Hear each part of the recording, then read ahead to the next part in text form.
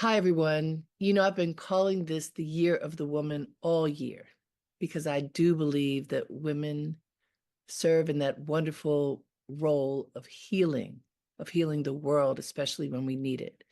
And while many of us are in mourning over what happened just a few days ago, I remain resolute that there are so many women who are doing their part to make this world a better place. One of them I interviewed about a year ago on this show.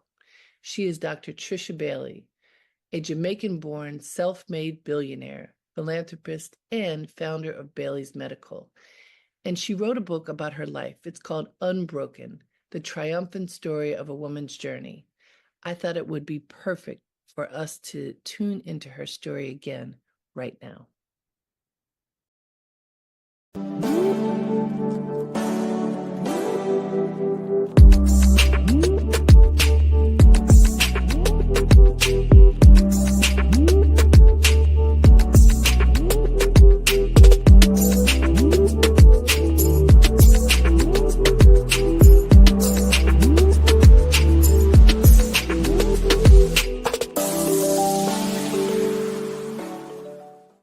Hello, everyone, and welcome to Dreamleapers with Harriette Cole. I am so happy to be with you today. We have a really special guest who has a story of tenderness and triumph. And I met her a few weeks ago with a good friend, Carew Daniels, who said to me, "You have to come. You have to come to this book signing. I know that you're going to love meeting this woman. She's very, very special." And he was absolutely right. So let me tell you who she is. She is we are calling her multi-talented. That is truly an understatement. Her name is Dr. Trisha Bailey. She is widely recognized as an entrepreneur, philanthropist, and now author of Unbroken, the triumphant story of a woman's journey. Dr. Bailey immigrated to Hartford, Connecticut from Jamaica at the age of 13. And today she is the founder and CEO of not one, 16 companies. Her rise to success is a true testament to the power of perseverance and determination in pursuing her dreams. Please join me now in welcoming Dr. Trisha Bailey. Thank you so much. It's such an honor to be here, Harriette. I am so proud of you for all the things, but here's where I have to start, which I told you when I met you. My husband is from Jamaica. He grew up, I think he left Jamaica when he was 11. No, you know what? He left when he was 14. His mother and grandmother left Jamaica when he was 11, and it took 3 years for them to bring him and his sister over. You know how that often can happen? And they have some pretty rough stories about being there. I mean, they were taken in by a family, but the parents weren't there. So it was tough. He came to America when he was 14. And I do think there's incredible resilience in Jamaican people. I've met many, been married for 30 years to my husband, so I can see it. I know, right? You Um, don't, you don't look like you're 30.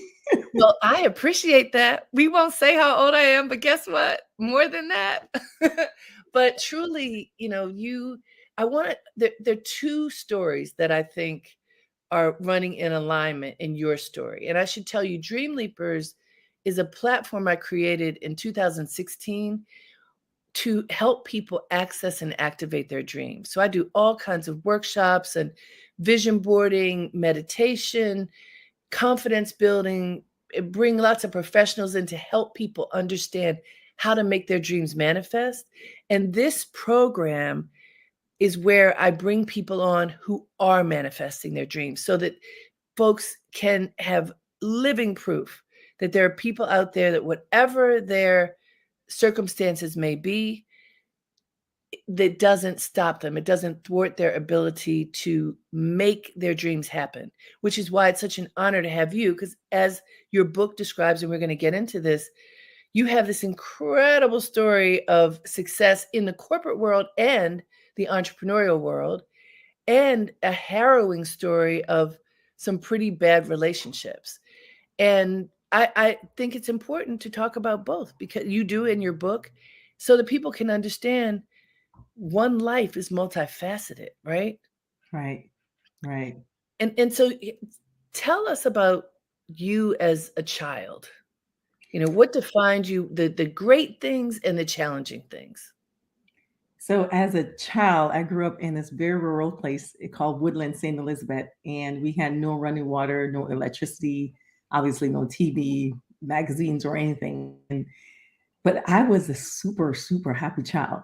We carried water in our heads for at least a mile up the hill every Saturday morning. That was our turn, and we all the entire family we went to the tank. That's what we call it, or the well, and we carry water to bathe and to drink. But just being in the environment where everyone, I didn't even know I was poor because I was just happy. I was Everyone experienced the same thing. We didn't have TV to tell us that there's another life out there, or magazines to tell us there's something different. And so we engaged as family and we supported each other. And it was it was actually part of my happiness. My I feel right now, the space I'm in right this moment is where I was as a child. I am at the happiest place I've ever been in my life. And you write about this in your book about growing up in what now in retrospect was an impoverished circumstance, but it didn't feel like that.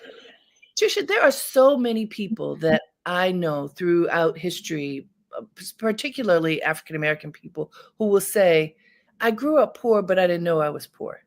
Yes. Because poor is, well, sometimes it's just simply a fact, but depending upon how your family loves you and takes care of you, okay, so you maybe don't have as much money as someone else does, but you have food, you have shelter, and but the best of all, you have love. Yes. Yes. And there's no amount of money in the world that could ever give you love. And so when you have love, you're centered with Christ. Mhm, and Yeah. it makes such a big difference. Now, you had those happy experiences being, showered with love, hugged with love, and yet that wasn't all. No, that was definitely not all. What happened when you were a child that really was the most difficult for you? When I transitioned from Jamaica at age 13 to the United States, I was, without giving away the book, I would go into some details of it. I came to the United States to be with my mom and her husband, and it became a nightmare, a living nightmare. So at that point, I had to figure out how to function as a young girl trying to figure her way out into the world, and I needed to get away from the house because my home was not safe. And in doing so, I was able to venture into areas and discover talents that I did not know I had. One of which was running track. And I believe that running track is what gave me my first opportunity of success. And you So were very young when you started running track. What even attracted you to it in the first place? So I said, let me start doing after school activities. And sports was just a thing. And said, okay, let me start doing sports. So my freshman year in high school, I did gymnastics, which I sucked really bad. I couldn't even do a cartwheel, but I was on the team anyways. They accepted me. So I said, okay, let me keep practicing. And then I did volleyball. I had a mentor.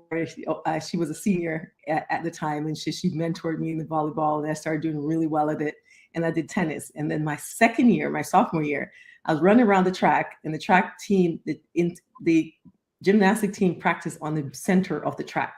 So I was running around the track warming up, and one of the girls came to me and said, you're really good at running. And that's all I needed to hear. And I said, oh, okay, I'm going to quit gymnastic now, and I'll just join track team. And I joined the track team, and they paired me with the number one nation girl. So she and I were practicing together, and I was so determined. I wanted to beat her. I did actually beat her once. I was my celebratory moment. She was a senior, I was a sophomore, and so when she transitioned to college, I took over all the things that she was doing, and my my history was written thereafter. You were an absolute star as a person in track. What did that do for you in your trajectory from high school moving forward? So it builds discipline. Mhm. It builds structure, time management, being able to complete something. So I am obsessed with completion. And the other thing that it did for me was teach me that you have to go all out in every single thing that I do. I do that now. I do that. I've done that all my career and my entire life. I go all out. I gun it. And in doing so, that's the type of things that track taught me. And I realized that after my sophomore year, my junior year, the coach left. So I had to coach myself. And now I was my own motivator. I had to create my own workouts. And it practicing those basically entrepreneurial skills, because that's what they are. It launched me into a success when I got to college. That is just I love hearing that because it shows your discipline. It shows that you stuck to it.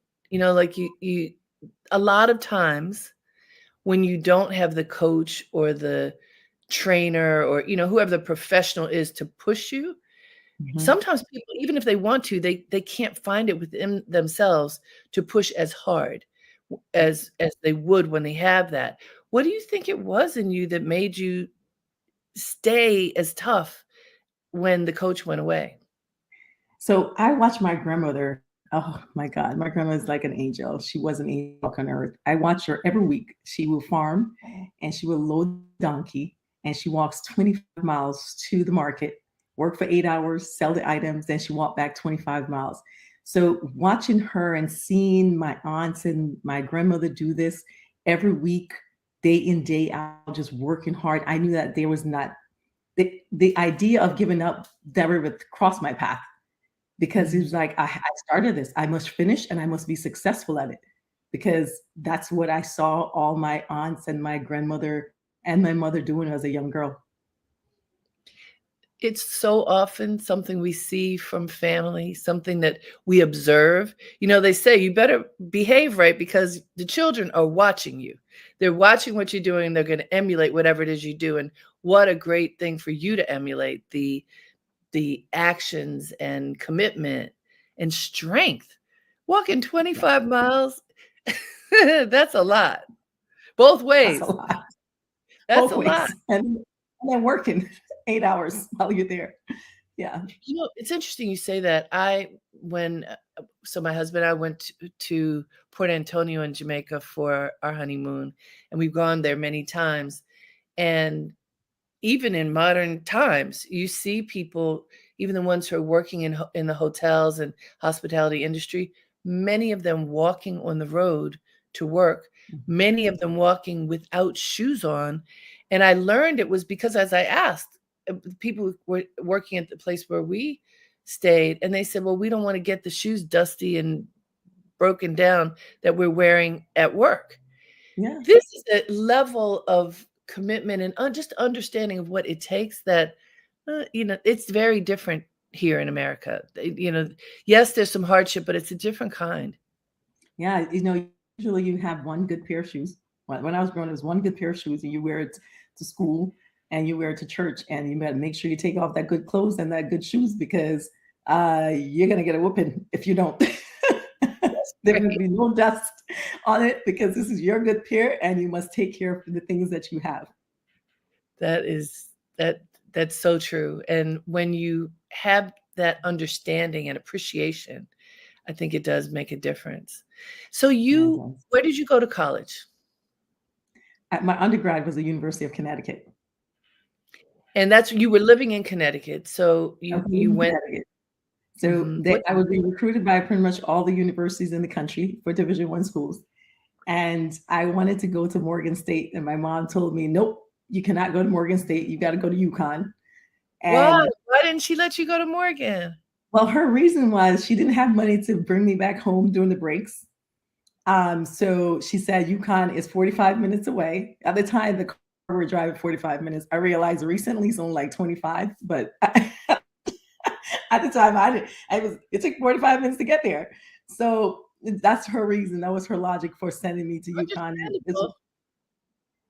So I'm from Baltimore, and my father was a Morgan grad. So I'm very familiar with that school. It holds a tender place in my heart. So you went to UConn.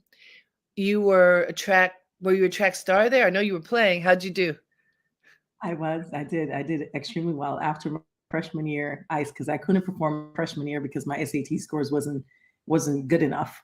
So my sophomore year, I started back, I was practicing all the time, but my sophomore year, I was really with the team.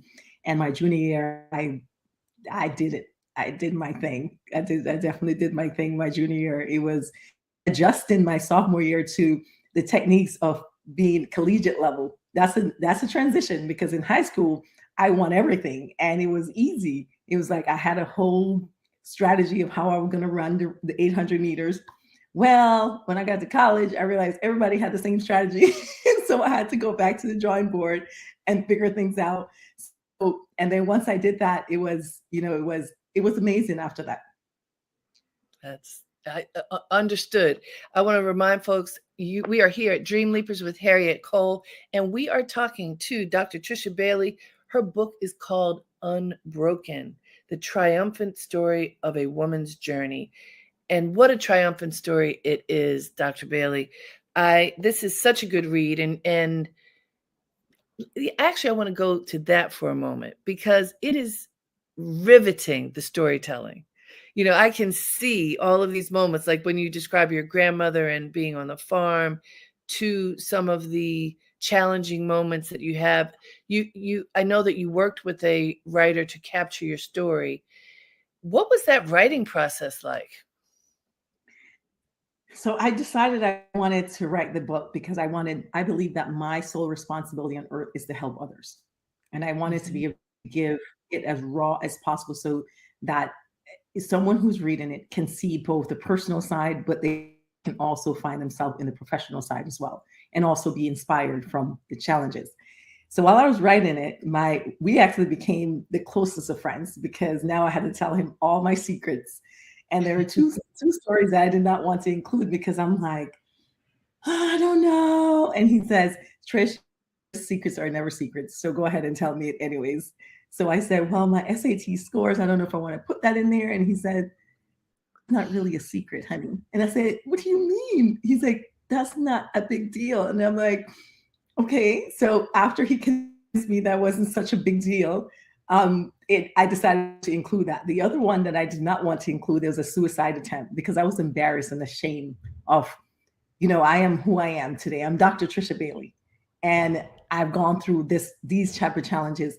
But then I said to myself, the whole reason why I'm writing the book is to help people. And there are people in the world who find themselves in the dark spaces where there's no hope, where I once was.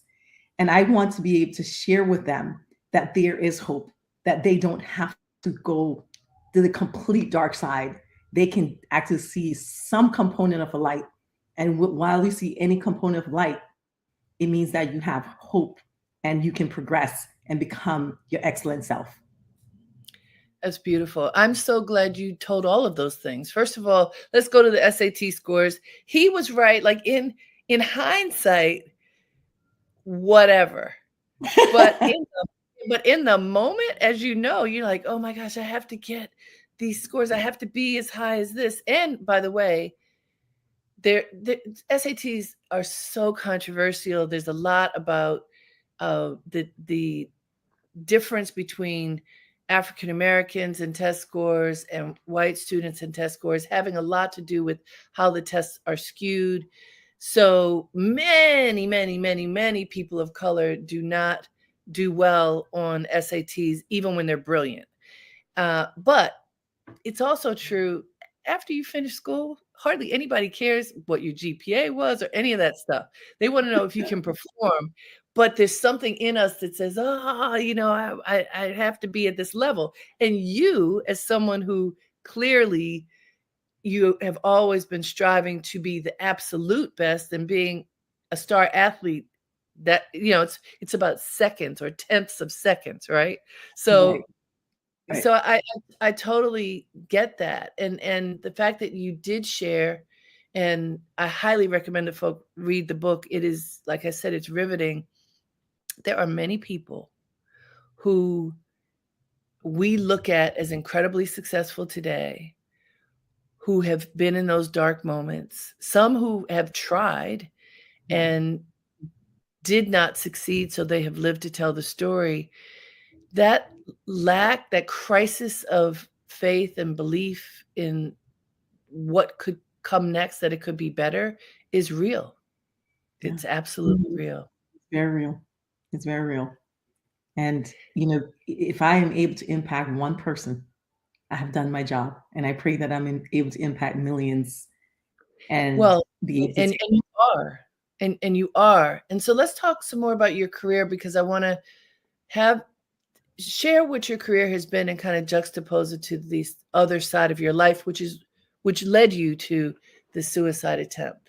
You were the youngest, was it broker? What was your job on Wall Street?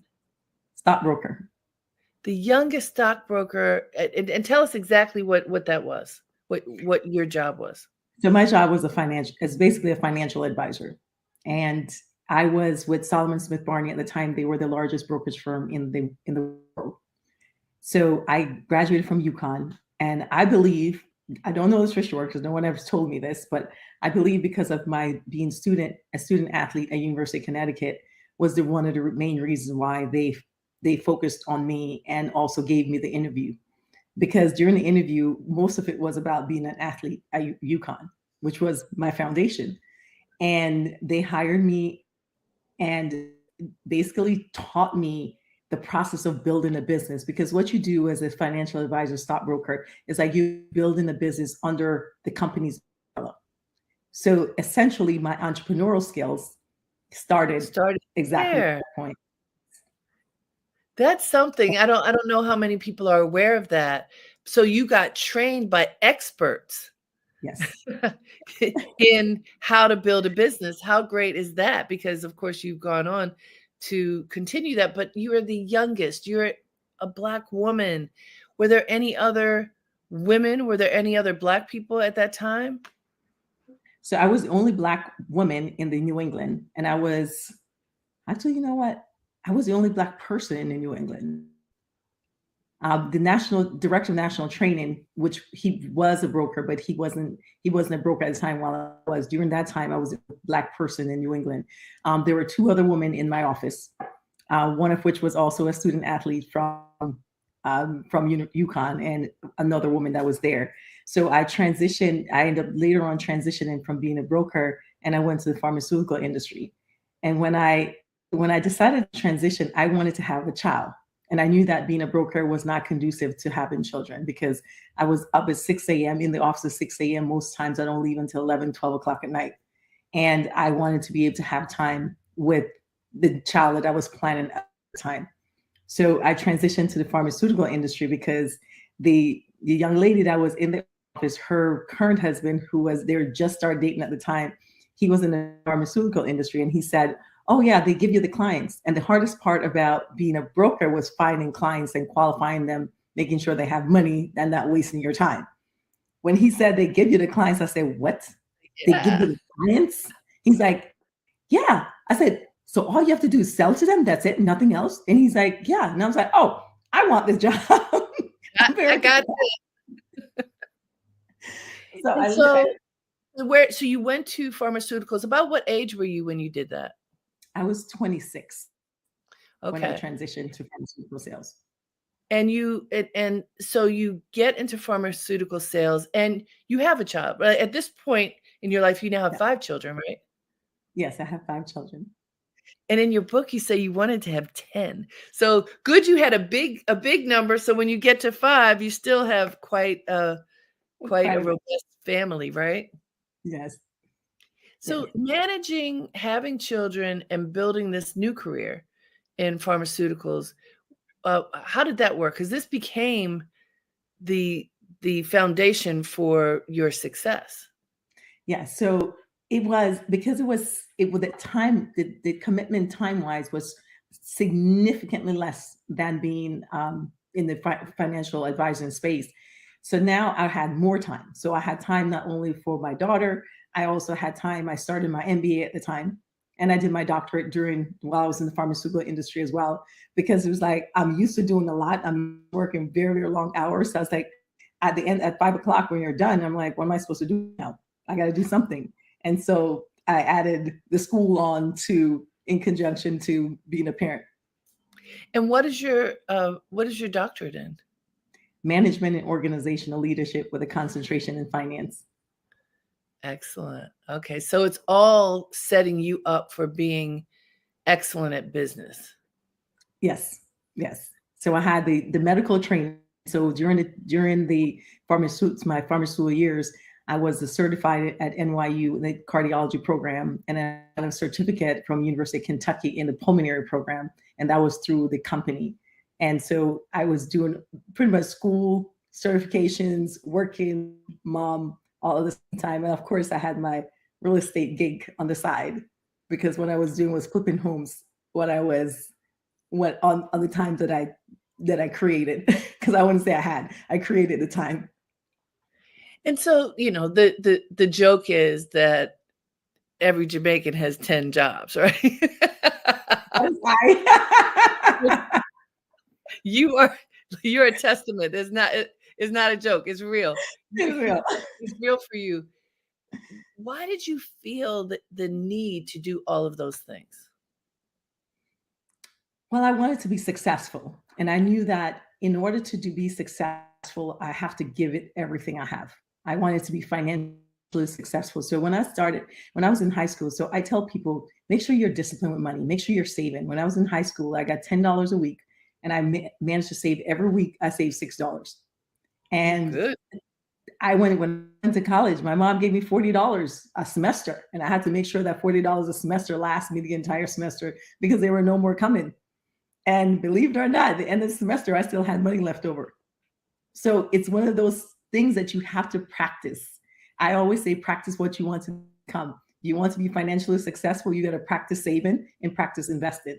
And, God happened to bless me to be in the financial space where I was able to learn the financial literacy part Mhm. of investing and managing and making sure my money grows while I'm not necessarily with it. That was powerful lessons to learn as a young woman that you certainly, Yeah.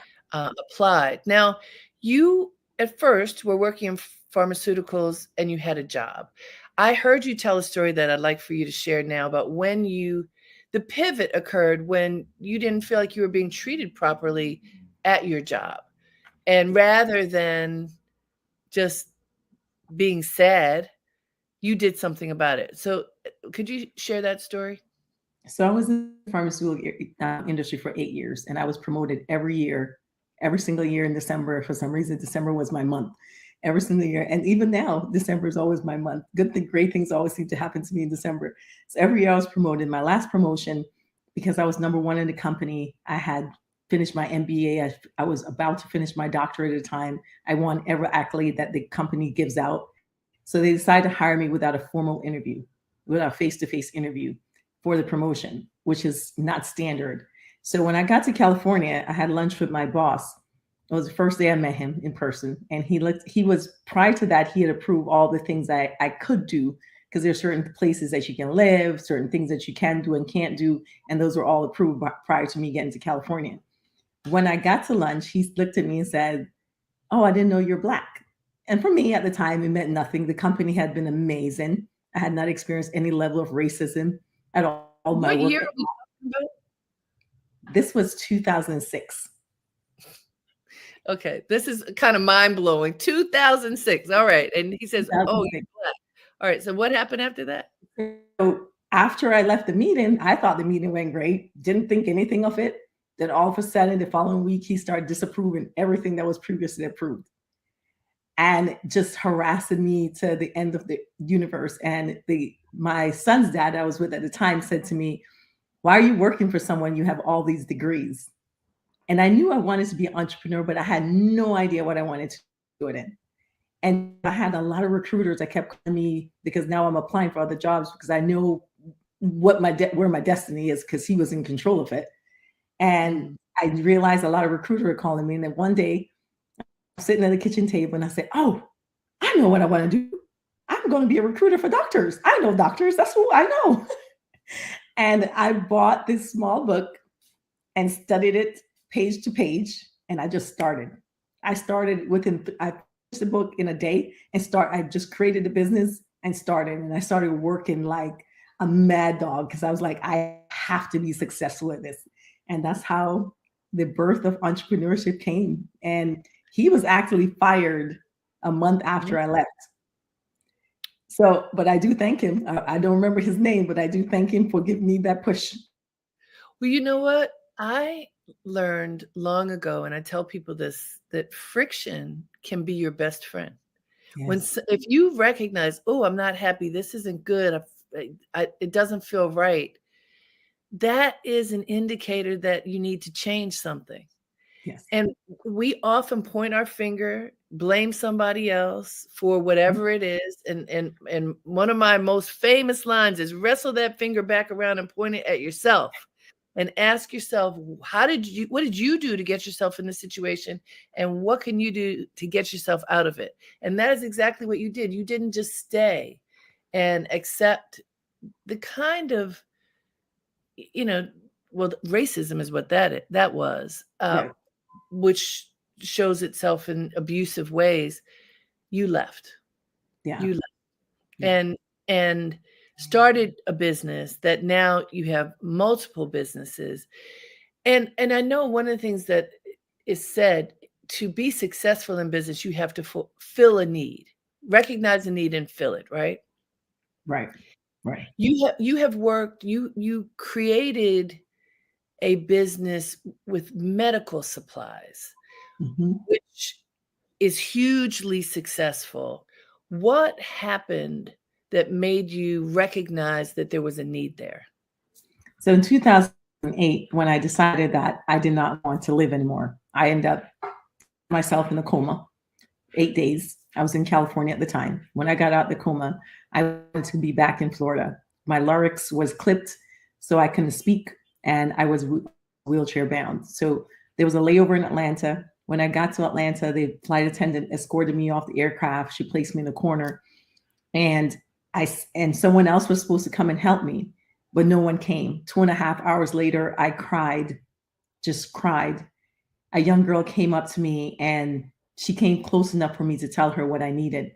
And she assisted me to get to the next destination. And at that point, I realized that the disabled was invisible to the world. And that's the reason why I created Bailey's Medical Equipment and Supplies. I'm so sorry that that happened to you. And what a blessing for so many other people that you recognized you could do something about it. You didn't Yeah, have to be a victim. And especially because it came on the heels of your almost dying, when you didn't believe there was a reason for you to live. yeah, This gave you a reason. yeah. It did, to care for others. And I never wanted a single person to ever feel the way that I did. And because of that, it's been the complete premises of my company. Every employee that you meet with my company and every person that we service, it's consistent across the board. I inject so much love into my staff so that they have so much to be able to give out a portion of it and keep a portion for themselves. Because I lead in a way that if I'm not giving to you, you don't have anything to give out. And because I need you to be able to care for the people like myself, a young girl in a wheelchair, care for the people that you engage with, I make sure that they feel that love from me in every single capacity, in every shape or form. That's beautiful. Hey guys, this is Dreamleapers with Harriette Cole. We are having such a wonderful and tender conversation with Dr. Trisha Bailey. She has written a book, Unbroken, the triumphant story of a woman's journey. I love that you call it triumphant. It's triumphant for lots of reasons. You, as a runner, learned the discipline of doing it anyway. You Yeah. have to do it. You have to do it. And triumph occurs when you keep at it, even when it's tough, right? Gotta keep pushing through it. Keep pushing through it. So this business that you created after you came out of the coma, after this young woman rescued you, what does the business offer? So it's a medical equipment and supplies. So we offer hospital beds, wheelchair, respiratory items, CPAP, BiPAP, oxygen, and pretty much anything that you can find on medical equipment or supply space. Wound care, ostomy supplies, all variation of different things. And I always say, no one wants a wheelchair. but people need wheelchairs. And so when the economy changes, my business never does, because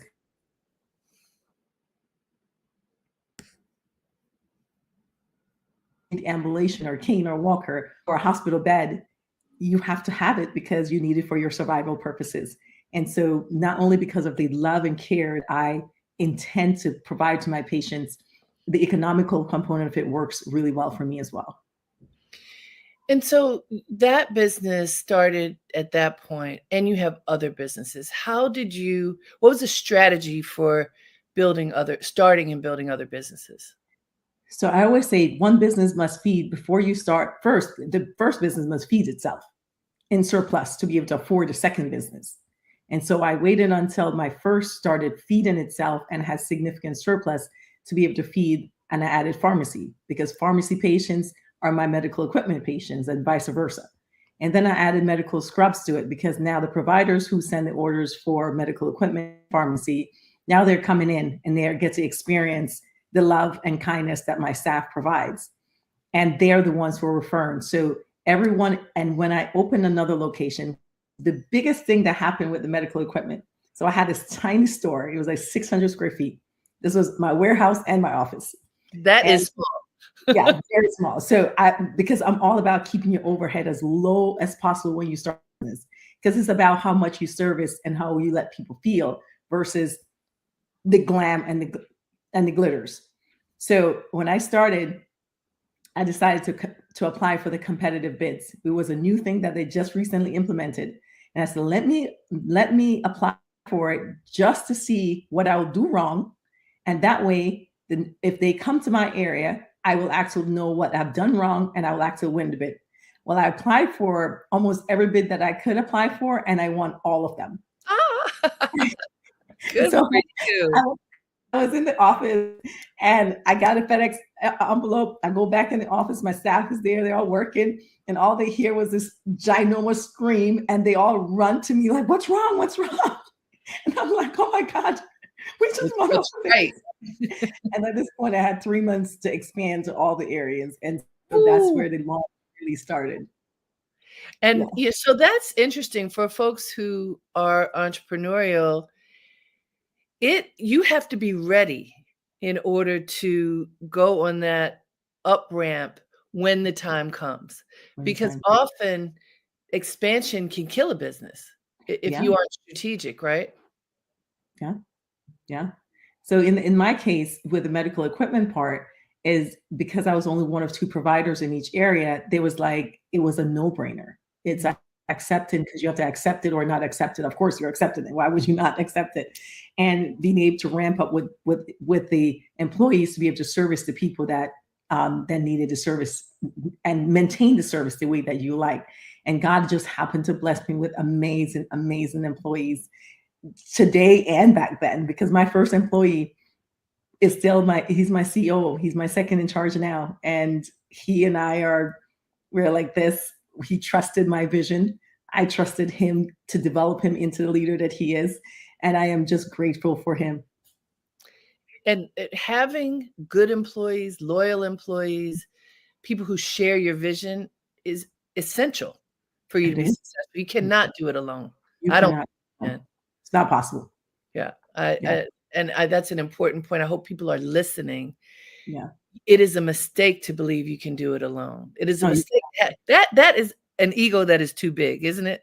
Way too big. And it literally leads to disaster, because there's absolutely no way that you can do it by yourself. So you have to trust the people you hire. Now you coach them and guide them, and you have to be able to completely let go. And if they do something, you grab a finger and redirect it, but then you let go and see how you guiding them, and treat them well. If you're making money, they should be making money too. You're buying a new house, they should be able to afford another house. Now, they may not be able to afford the same things that you afford, but they should be able to live comfortably if you're living comfortably, because they're the one who's committing themselves and working hard in the processes to provide your vision. And I think a lot of employers just choose not to treat employees well. And I'm not one of those people. Yeah, I support my staff outside of work and inside of work, most of which have bought their first homes since they have worked with me. Beautiful. And I do a financial literacy program with them, teach them how to fix their credit, teach them how to invest, teach them how to save, because I think it's so important for you to support them outside of work as well as inside. That's beautiful. And that's why you have loyal employees, and why I didn't say this before because I wanted to wait for the crescendo moment. You, with your 16 businesses, are the first Black female billionaire of Jamaica. Isn't that a fact? It is. It is a fact. It is absolutely a fact. That is congratulations. Thank That's a you. lot of hard work and focus, Mhm. and I love hearing about your generosity as you have built so much wealth, because not everybody's generous either. Oh, a lot of people are not. You mentioned something, when I heard you before talking about how you help students. I'd like for you to share your philosophy about supporting students, because you do a lot of supportive students. Yeah. So I have about 300 to 400 students are on scholarship from me that over the last 7, 8 years or so. And especially my full scholarship students, I look for the work ethic. That's the main thing I look for. I look for the passion in what they're looking to do and how much they're willing to do to get to that goal. And when they are in that space, it's easy for me to write a check because I know it's an investment because they're going to be able to put their hand back and pull the next young person close to them. And that my goal is to be able to touch as many young people as they are, whether through the scholarship program or mentoring program, or simply be able to give them a kind word of encouragement so that they know that they can become whatever that they want to be as long as they keep their blinders on, because you're going to experience sexism, racism, classism, ageism, and stay in your placeisms.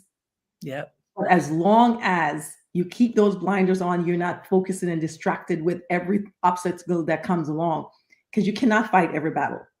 Because what happens if you try to fight every battle, what will happen is you'll run out of energy.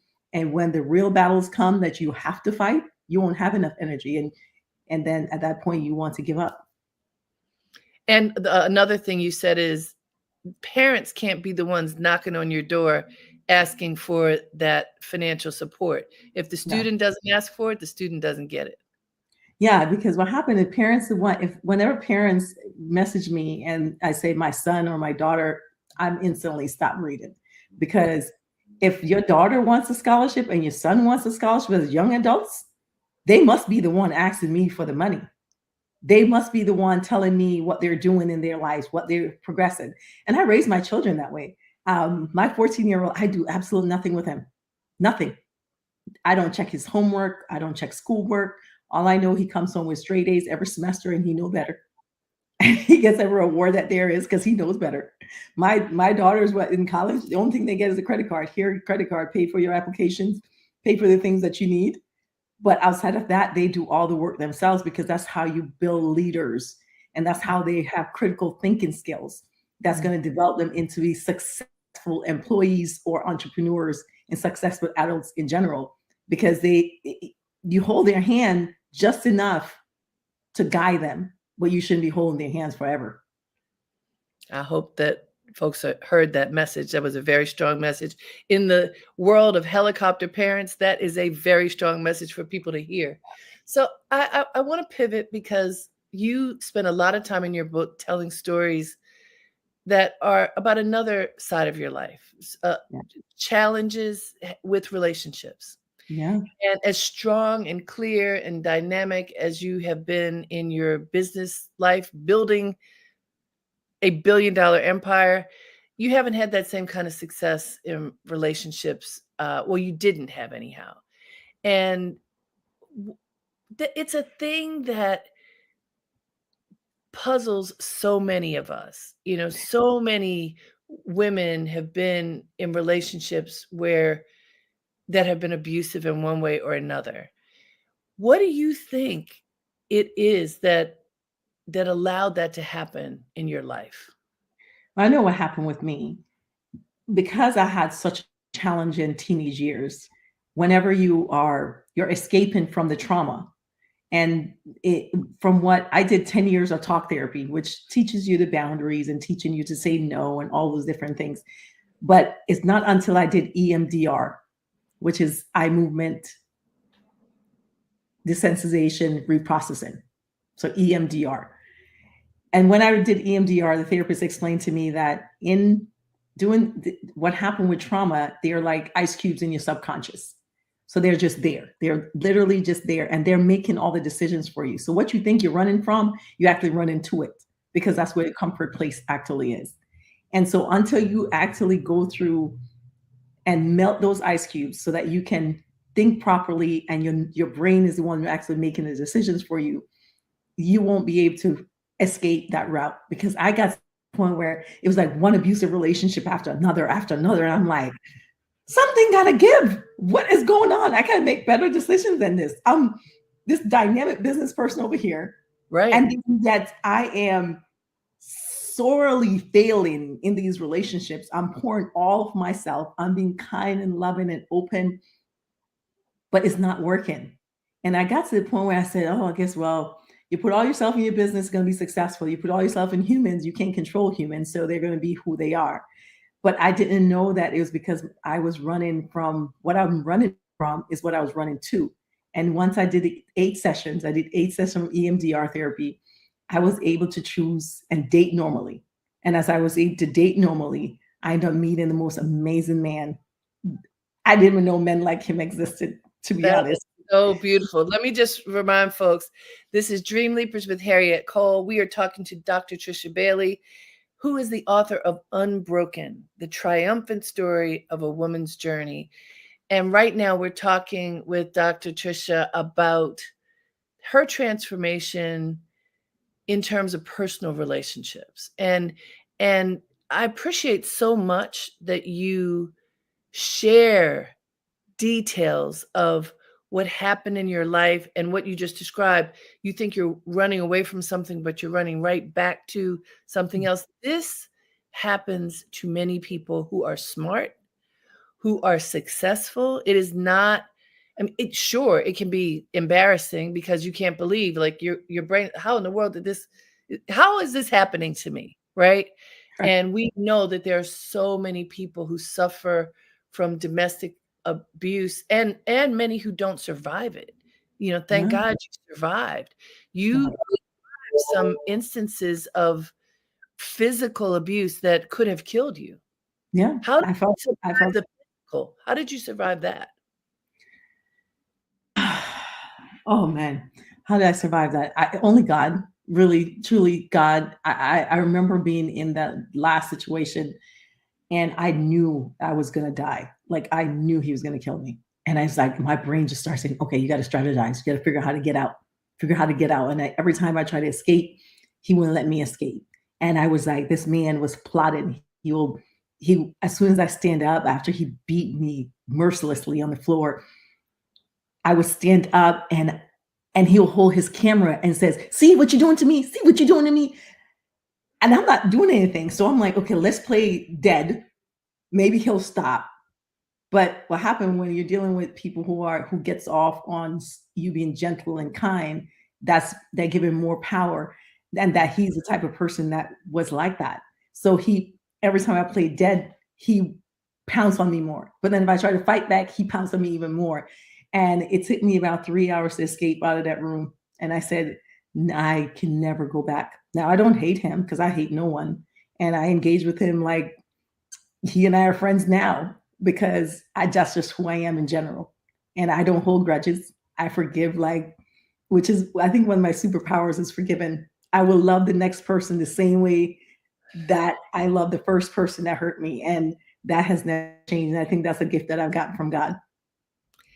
The title of this book is Unbroken. What does that mean to you? It means that I'm spiritually sound. I am happy. I am living my life's purpose in helping others, in giving back to people and helping them elevate in themselves, not just professionally, but also socially and emotionally. I engage with so many young women now that shares. I always want to be invisible to the world because of my abuse and the things that I'm doing. I don't want to be seen, and you allow me to be seen. And I think that's one of the best compliments I've ever received from anyone. And I've heard that many times. And they say you give me hope because you're happy. And I never thought that I could ever be happy being in the stuff that I've gone through and now in the space that they're in. Well, we thank you so much. I recommend that wherever you are in your life, this book is going to be helpful to you because it'll help you and the people around you. And at this time when we are honoring people who have survived domestic violence, we just want to say thank you, Dr. Trisha Bailey, for writing Unbroken, the triumphant story of a woman's journey. And, it took a lot of courage to make this book. And even with all of your success, unmasking and sharing things about your life that show your vulnerability, but also your resilience, I know is that this is going to help a lot of people. So thank you. Thank you for being with us today. Thank you so much for having me. It's an absolute honor and a privilege to be here with you. Thank you, everybody. Thank you for joining me here for Dreamleapers with Harriette Cole. This was a very important conversation with Trisha Bailey. Get your copy of Unbroken, the triumphant story of a woman's journey now. Until next time, have a great day and make it count.